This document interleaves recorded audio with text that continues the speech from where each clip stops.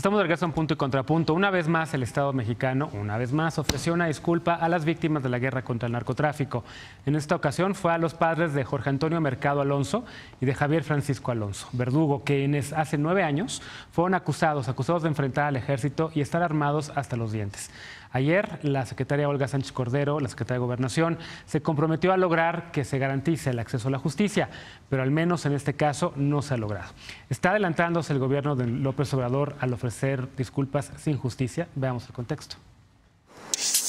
En marzo de 2010, Monterrey vivía azorada por bloqueos atribuidos a grupos de narcotraficantes. La Secretaría de Gobernación señaló entonces que, sin duda, los bloqueos eran una reacción desesperada de las bandas criminales ante el avance logrado por las autoridades federales en materia de seguridad.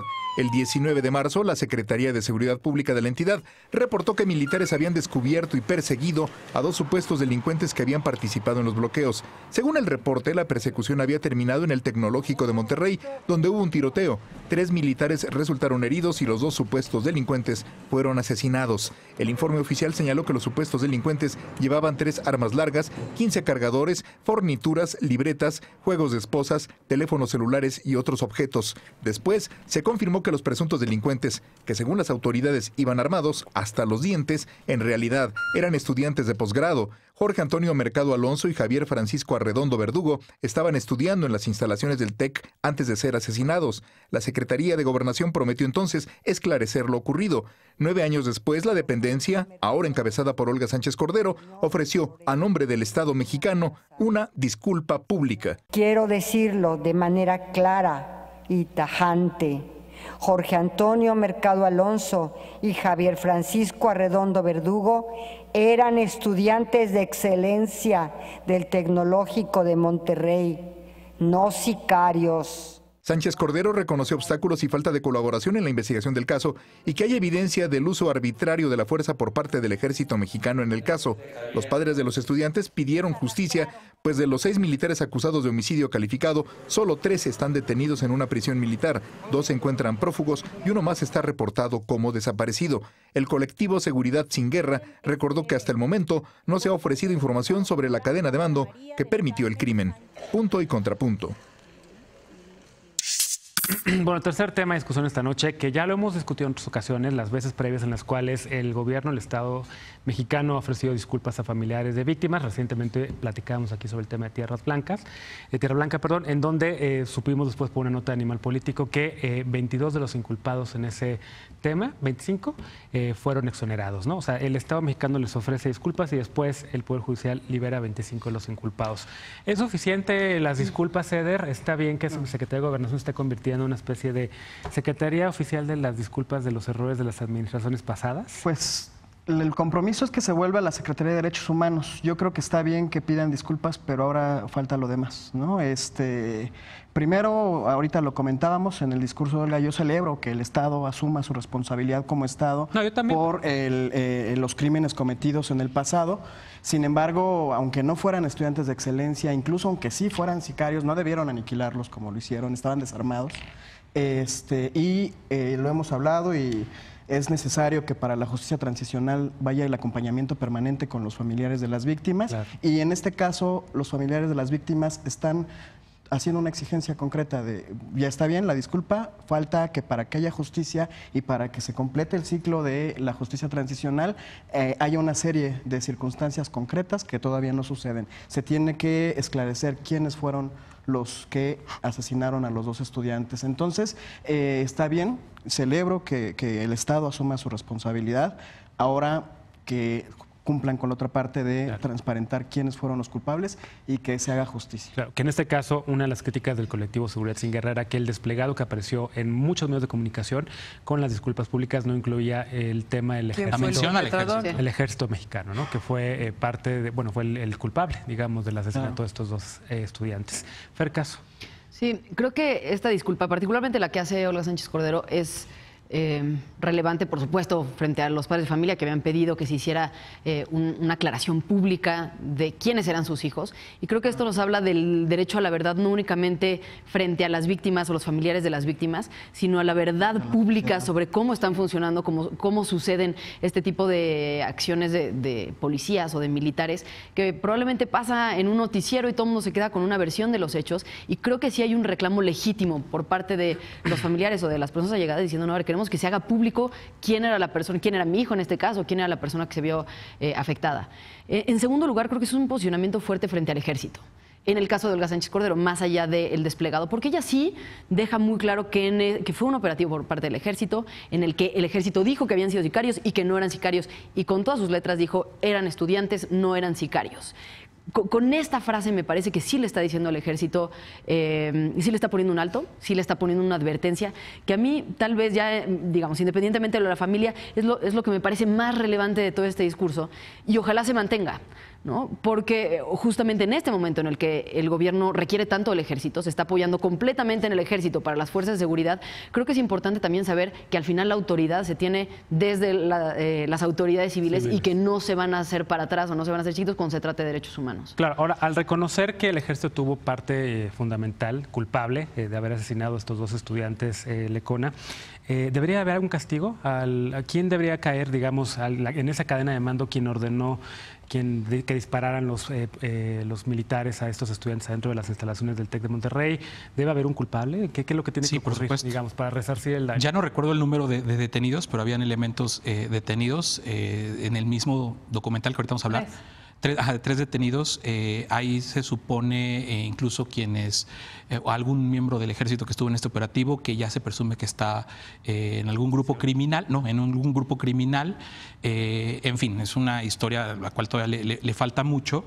Pero sí, a mí también definitivamente me faltó la mención expresa del ejército, porque lo que pasó esa noche es que elementos del ejército mexicano asesinaron, así tienen que decir con todas sus letras, a Jorge Antonio Mercado Alonso y a Javier Francisco Arredondo Verdugo al interior del TEC de Monterrey, donde ellos estudiaban. Están a punto de terminar su posgrado la madrugada del 19 de marzo de 2010.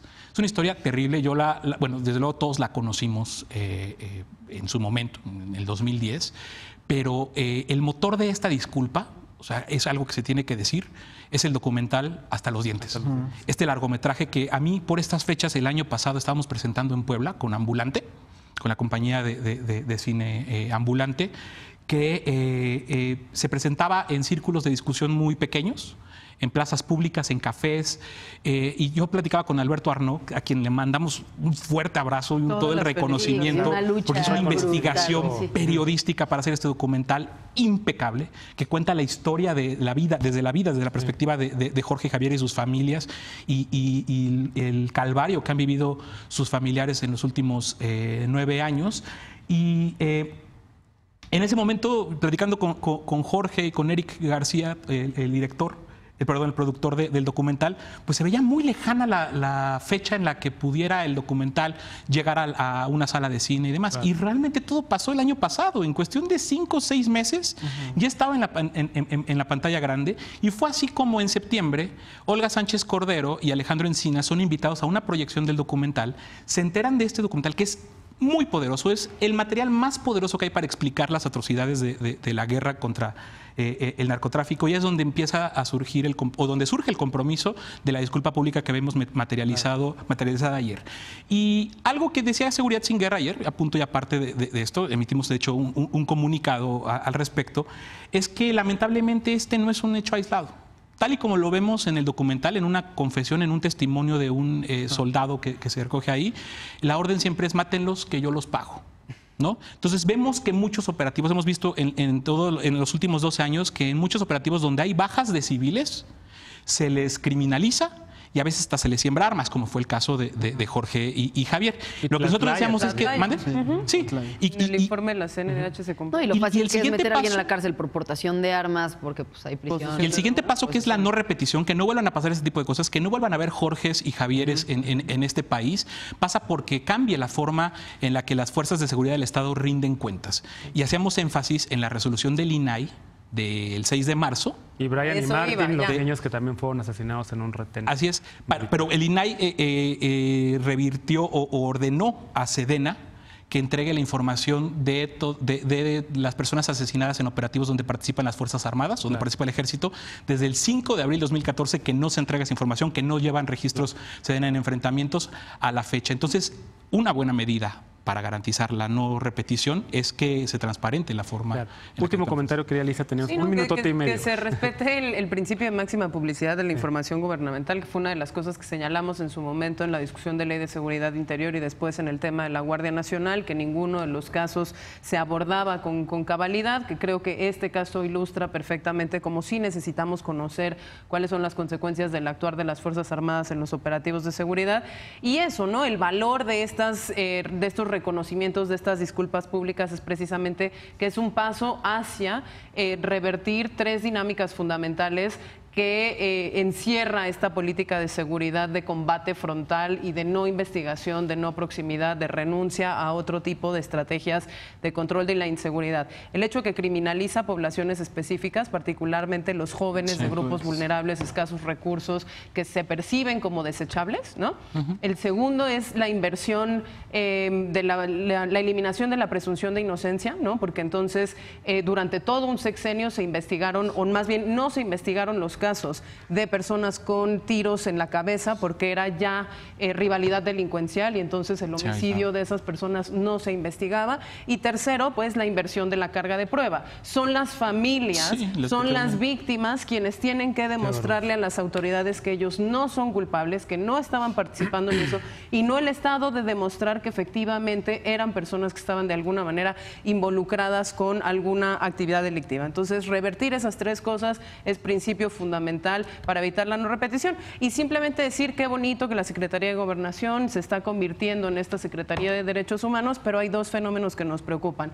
Uno, que en 5 sentencias de la Corte Interamericana de Derechos Humanos contra el Estado mexicano, en casos de militarización de la seguridad pública, lo que no se ha cumplido es el requisito de la investigación diligente y la no repetición. En ninguno de los casos se ha llevado a los culpables tras las rejas, y mira que abusamos de la prisión preventiva para todos los. Y vamos para atrás con las fiscalías. Y segunda cosa, que este país, que ahora se supone que está muy comprometido con el cumplimiento de los derechos humanos, no está aceptando la jurisdicción de Naciones Unidas sobre los casos de desaparición. Ahí está, justamente ayer salió este tema, ¿no? Y hay que presionar, hablemos de este tema la semana que viene, ¿no? Sin falta. Y también, bueno, una sincera felicitación a Alberto Arno. Ojalá hiciera este documental público, ojalá lo subiera a YouTube para que todo el mundo lo pudiera ver y tuvieran... Y a Eric García. Y a Eric García, ojalá que lo hagan público, por lo menos una semana, ¿no? Para que lo pueda ver la gente en alguna plataforma digital. Pero que hay que buscar, ¿eh? Hay que buscar porque Sí. recurrentemente están presentándolo en espacios públicos Pero si está disponible en YouTube o en Vimeo, va a estar en cualquier plataforma. o en la Hasta los plataforma dientes, noticierostelevisa.com, sería fantástico.